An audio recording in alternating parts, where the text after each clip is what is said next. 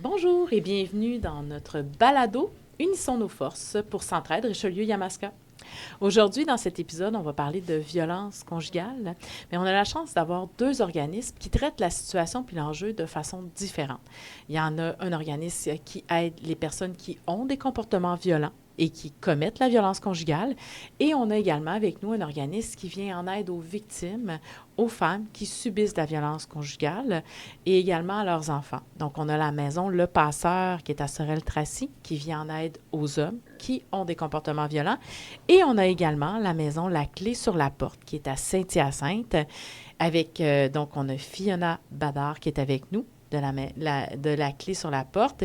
Et la Maison Le Passeur, on a Nathalie Galarneau et également Julie Grenier. Donc, merci, mesdames, d'être avec nous. Et vraiment, ce balado-là va porter sur vos organismes, qu'est-ce que vous faites, les liens qui vous unissent. Puis souvent, on ne pense pas qu'il y a de lien entre vous. Et pourtant, c'est donc bien important de travailler tout le monde ensemble. Puis c'est un peu le souhait qu'a Centraide parce que au fond, là, notre objectif à tout le monde, là, c'est qu'il n'y en ait plus de violence conjugale, qu'il n'y ait plus de féminicide, puis que c'est plate à dire, mais dans un monde idéal, si j'avais un souhait à faire, c'est qu'on n'ait plus besoin de vos organismes, hein? Même s'ils sont drôlement essentiels. Puis on vous remercie pour le travail que vous faites, mais la violence conjugale, il faudrait qu'on trouve une façon que ça n'existe plus, dans le fond. Donc, j'aimerais ça vous céder la parole, parce que quand on est ensemble, on a plein de choses à se dire. Donc, vraiment, pour situer vos différents organismes, puis dire en quoi bien, il y a quelque chose à quelque part qui vous unit là-dedans, dans vos deux missions. Moi, je suis intervenante auprès des femmes, donc je suis intervenante auprès des enfants. On est des intervenantes auprès des femmes et des enfants à la Clé sur la Porte. Et puis, on aide les victimes. Donc, je pense que c'est important qu'il y ait des organismes aussi qui aident les agresseurs et c'est essentiel aussi. Donc, on a le même objectif aussi, c'est protéger aussi les victimes. C'est ça qui est important de comprendre, hein, c'est qu'on travaille auprès des victimes ou auprès des auteurs. On a le même objectif au final qui est la réduction, voire l'élimination de la violence conjugale. Donc, si on travaille auprès de l'auteur, bien, nécessairement, ça aura un impact aussi sur les victimes et ses enfants. Donc, au final, on a le même objectif, c'est juste qu'on ne travaille pas auprès de la même partie. La même clientèle. Exactement, exactement. Et c'est intéressant qu'on peut avoir cette collaboration-là avec la maison d'hébergement. Et chez nous, à Maison Le Passeur, on a de plus en plus une bonne collaboration avec la maison d'hébergement. Donc, ça aide grandement là, la compréhension mutuelle puis d'atteindre cet objectif-là qui est... Puis vos deux organismes, dans le fond, ce qu'on souhaite, c'est évidemment la sécurité des victimes. Mm-hmm. Donc, s'assurer que... Donc, mais aussi... c'est que la famille aille bien au final, qu'on règle le problème. Donc, si les hommes n'ont pas de comportement violent, puis on dit les hommes parce que c'est la clientèle avec laquelle vous travaillez, mais on n'exclut pas le fait qu'il y a des femmes qui sont violentes aussi, donc on fait pas de... On n'est pas genré ici, c'est juste que vous, votre service, puis je pense que c'est comme ça qu'il faut le voir, c'est un service qui est offert pour les hommes. Donc, pour les aider à modifier leur comportement, puis au final, à se sentir vraiment mieux. Mieux dans leur peau, mieux dans leur relation, mieux dans leur rôle de papa. Donc, c'est sûr que de notre côté, c'est un petit peu plus compliqué dans le sens où si une femme vient et est victime de violences conjugales, on ne peut pas nommer qu'un homme va forcément réussir à changer ses comportements. Donc là, nous, on va être vraiment dans la protection de la femme et de l'enfant, que ça soit au niveau psychologique, mais aussi physique. Donc il y a cet enjeu qui est un petit peu plus différent de notre côté. oui, parce que vous êtes là en soutien quand ça va vraiment pas bien, quand ça va mal, puis quand on doit sortir la femme et les enfants du milieu. Donc, c'est à ce moment-là qu'on arrive chez vous. Mais ce qui est intéressant, c'est que c'est pas qu'à ce moment-là qu'on peut faire appel à votre organisme.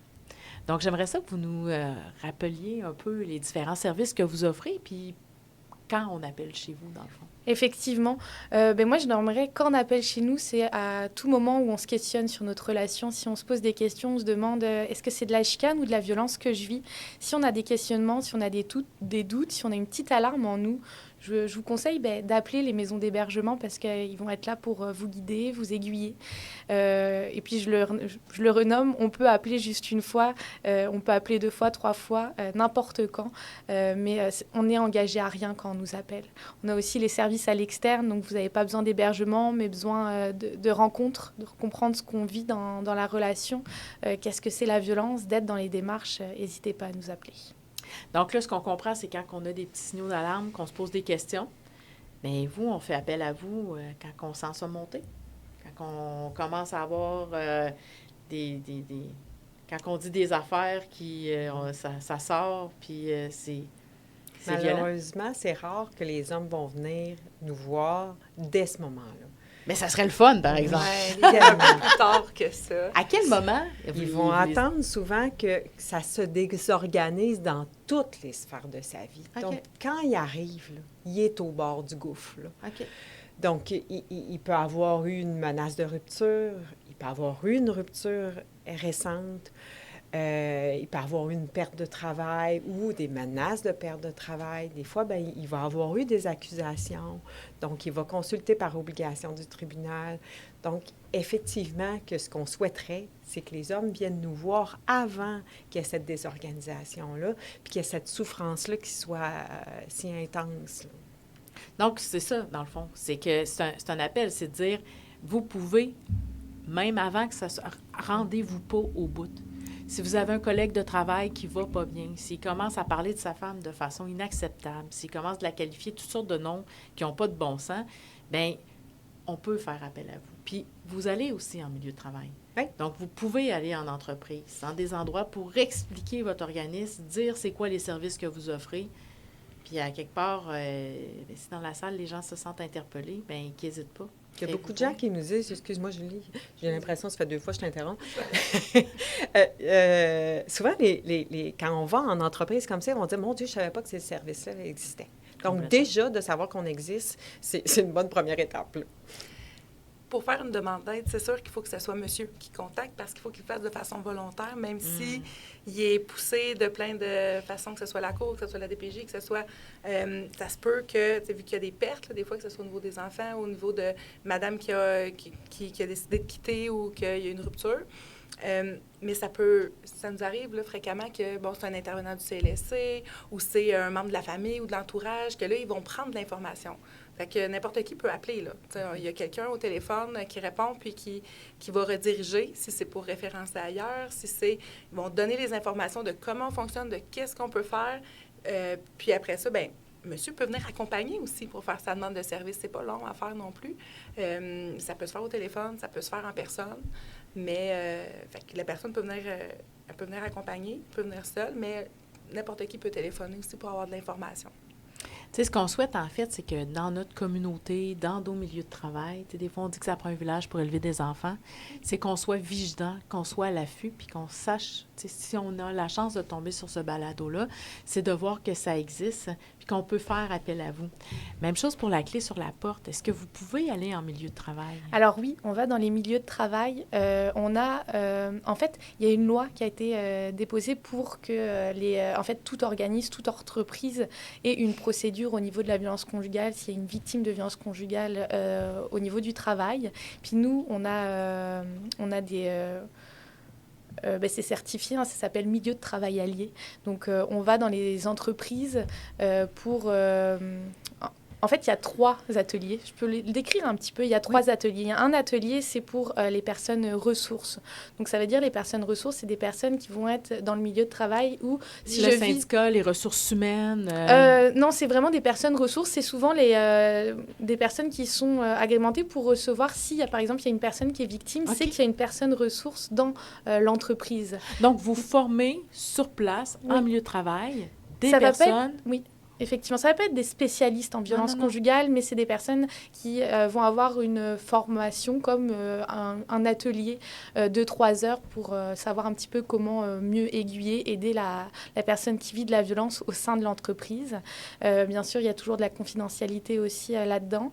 On va aussi aller voir 1 heure tous les employés pour parler de qu'est-ce que c'est la violence. Et puis, on voit aussi les directeurs, la direction. En fait, on va les rencontrer aussi. On va faire une rencontre de 3 heures avec la direction direction à peu Donc, près. pour les outiller, parce Pour que les s'il y a un outiller. collègue ou un de leurs employés qui ont ce problème-là, de Effectivement. leur dire ce qu'ils doivent faire et comment ils doivent le faire. Oui, et puis qu'est-ce que vous pouvez mettre en place dans votre milieu de travail pour mieux protéger aussi, mieux aider la personne, la victime de violences conjugales. Ça peut être d'aller dans des petites choses comme des choses plus importantes, mais c'est l'entreprise qui va le décider. Puis nous, on va les aiguiller là-dedans. Mais des fois, ça peut être aussi, ça nous semble banal, mais pourtant c'est fondamental, c'est que souvent, une des formes de violence, c'est de surveiller le téléphone cellulaire, d'aller voir sur quel site on est allé, donc d'offrir dans le milieu de travail une ligne téléphonique pour pouvoir appeler, pour pouvoir vous appeler, de pouvoir les laisser consulter sur les lieux de travail des sites, justement pour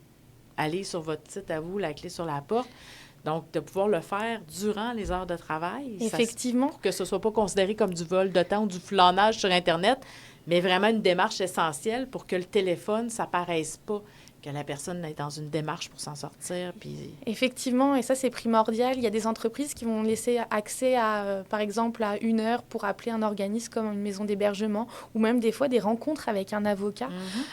Donc, ils vont le payer, même parfois. C'est l'entreprise qui va décider. Ça peut être aussi, on sait que le bureau est proche de l'entrée, mais on va changer la personne de bureau pour que ça soit plus sécuritaire. Pas qu'on le voit de la porte ou... Effectivement, ça peut être normalement, la personne ferme l'entreprise le soir. Puis là, on sait que c'est plus délicat, donc on va mettre une autre personne pour fermer ou on va accompagner la personne à sa voiture. Ça peut dépendre, mais c'est des choses qui peuvent être mises en place dans l'entreprise. Les signes aussi. Donc, la personne est plus nerveuse, la personne a l'absentéisme. Oui. Souvent, la personne ne rentrera pas. Là. Donc, de ne pas mettre fin à l'emploi à quelqu'un qui est victime de violences conjugales, parce que là, c'est encore pire. Hein. Oui, effectivement, mais ce qu'on nomme, c'est qu'ils peuvent mettre des choses en place, mais on sait qu'ils ont leur réalité aussi. Mais juste de mettre des choses en place, de penser, de savoir comment aider, c'est déjà un bon début pour aider les victimes. Puis ça passe effectivement exactement dans le travail, parce qu'on est beaucoup isolé quand on peut vivre de la violence. Et puis d'avoir un travail, de garder ce travail, ça aide beaucoup la victime. Moi, ce que je trouve le fun, on est ici pour Centraide Richelieu-Yamaska. Moi, ce que je trouve le fun, c'est que Centraide couvre tous les angles. Donc, tu sais, à nous trois, là, nous quatre, là, dans nos 3 organismes, là, nos 3 associations, dans le fond, tu sais, autant de moi dans le monde du travail, bien, c'est de vous offrir la possibilité d'être présent, de venir rencontrer nos milieux, de travailler en collaboration avec les syndicats et les ressources humaines. Puis c'est également de voir qu'on est capable, grâce à Centraide, de venir en aide aux victimes et d'aider les agresseurs. Donc, vraiment, on essaye de couvrir tous les angles. Moi, j'aimerais savoir en quoi Centraide est significatif dans vos organisations.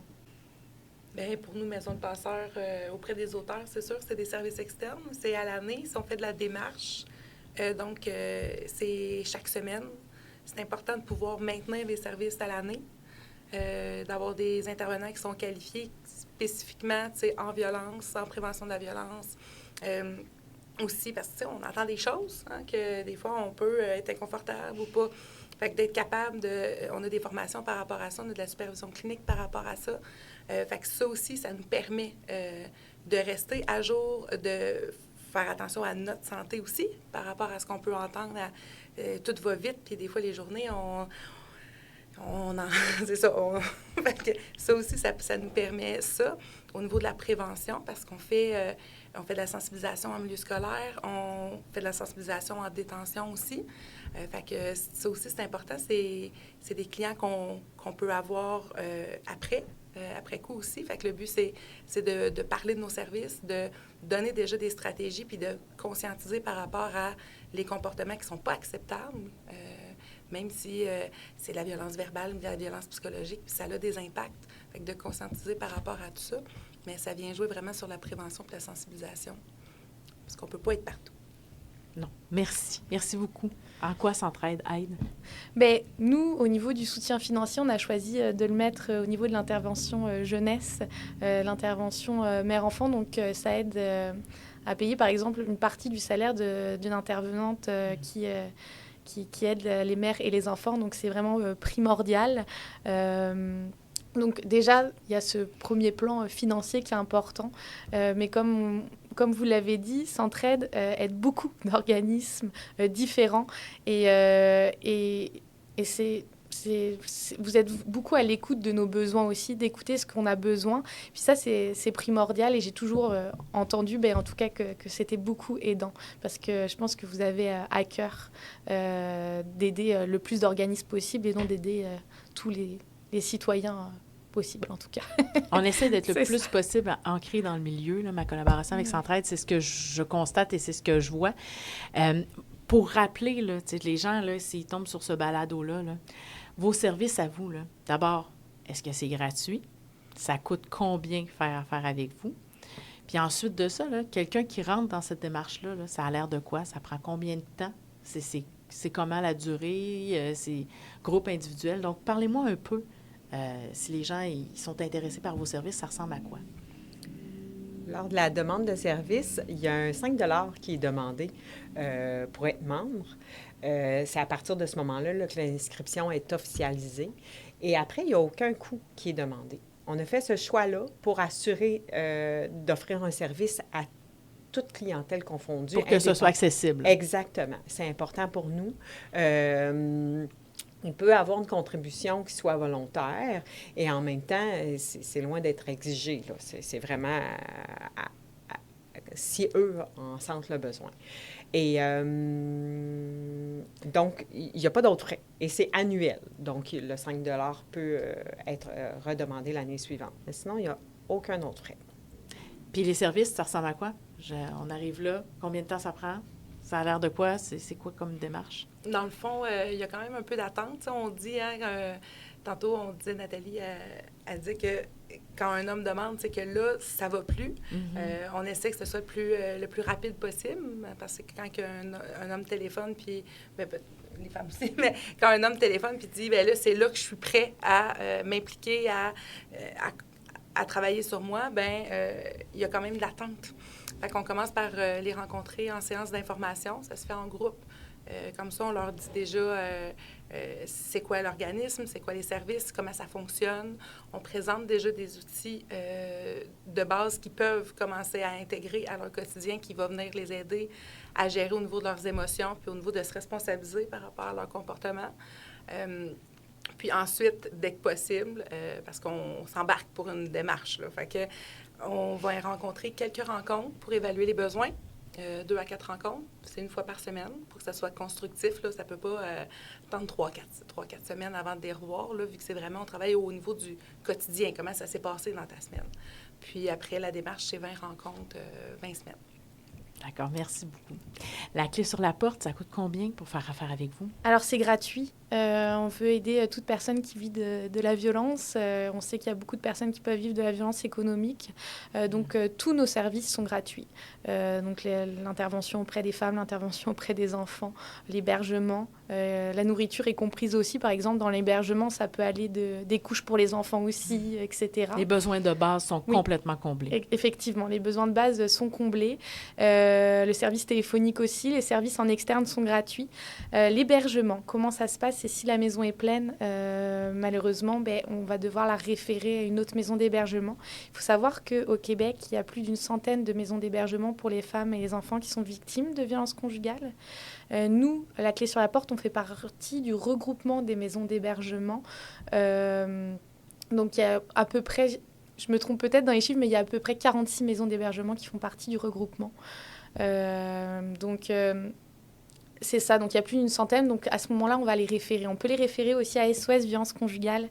SOS Violence Conjugale, c'est comme une centrale téléphonique. Okay. Donc ils peuvent appeler, ils peuvent être écoutés par des intervenants. Et après, les intervenantes vont les référer aux organismes disponibles. Ça peut être ça. J'imagine qu'une maison comme la vôtre, la clé sur la porte, c'est sécuritaire, c'est protégé, on est en sécurité.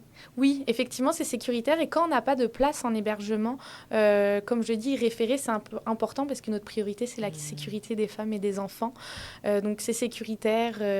C'est une maison comme une autre. L'adresse est confidentielle aussi. Donc, les adresses de maisons d'hébergement ne peuvent pas être divulguées. C'est une question de sécurité aussi. Moi, par exemple, en tant qu'intervenante, ma famille ne sait pas où je travaille. Donc, on n'en parle pas aussi autour de nous. Et c'est bien important. Pour les services à l'externe, on a un délai. Malheureusement aussi, le financement n'est pas assez, donc on ne peut pas avoir assez de d'intervenantes en externe pour répondre aux besoins immédiats. Donc, il y a un laps de temps. Des fois, ça peut être quelques semaines, des fois, ça peut être plusieurs mois. Ça va dépendre des moments. Donc, on a aussi un manque de financement dans les maisons d'hébergement. D'ailleurs, ça vient de sortir nouvellement, mais il y a des maisons d'hébergement qui devaient être construites, mais le financement a été arrêté. Mais on a un gros besoin, pour vous dire, je pense que c'était l'année dernière. Les maisons d'hébergement, en général, ils sont à 98% au niveau de la... j'ai pas le mot pour le dire, je ne l'ai plus, pardon, au niveau de la saturation des maisons d'hébergement, c'est au niveau de 98%, ce qui est énorme. Donc on a besoin de maisons d'hébergement. Puis honnêtement, on le voit, là, puis c'est loin d'être un fait divers, là, mais on le voit, des féminicides à toutes les semaines. On en entend parler à la radio, à la télévision, dans les journaux. Et il faut que ça cesse, il faut complètement que ça arrête. Puis ce qu'on comprend, c'est que les 2 services sont gratuits. C'est accessible aux gens. Mais pour ça, il faut financer. Donc, il faut donner à Centraide, il faut organiser des campagnes en milieu de travail. Donc, ça, c'est essentiel. Mais il faut aussi que les gouvernements prennent en charge votre réseau. Il faut que tout le monde, tous les acteurs travaillent ensemble. Vous travaillez en collaboration. Il faut que tout le monde travaille en collaboration pour enrayer le cycle de la violence et toutes les différentes formes de violence qui sont faites. Celles qui sont faites et celles qui sont subies. Donc ça, c'est vraiment, je pense que c'est vraiment le message qu'on veut passer puis qui est fondamental parce que c'est essentiel. Tant qu'on n'aura pas réglé le problème, vous êtes absolument essentiel. On a besoin de vous autres. Puis je pense à tous les organismes communautaires. Là, on parle de violence, mais les banques alimentaires, les centres de femmes. Les centres de crise. Oui. Hein? Nous, ça arrive souvent quand on sait que ça peut être dangereux. Bien, on va mettre un filet de sécurité autour de ce gars-là pour pas qu'il y ait un passage à l'acte. Donc, les centres de crise sont importants. On va les interpeller afin d'assurer On les protège eux aussi d'eux-mêmes. Oui, exactement. Pour pas qu'ils aillent en prison, Exactement. pour pas qu'ils perdent leur job, Oui. pour pas qu'ils tuent leurs femmes, qu'ils séparent des enfants. Donc, c'est tout ça Donc, là, cette dont on collaboration-là est importante entre tous les partenaires. C'est comme ça qu'on réussit à assurer ce filet de sécurité-là et de prévenir des féminicides. C'est important. Puis on a un poids, comme on l'a nommé, on a un poids politique ensemble aussi. Oui. On a plus de poids de le nommer, de nommer qu'on a un manque de financement dans tous les organismes communautaires. Puis je pense que c'est le filet de sécurité pour nos citoyens aujourd'hui et c'est essentiel. Ce manque de financement-là a un impact sur les services, mais il y a un impact aussi sur les intervenants qui, comme vous, à un moment donné, tout coûte cher. Là. À un moment donné, le monde ne reste pas dans le communautaire, puis ils vont travailler dans des endroits où ça paye mieux.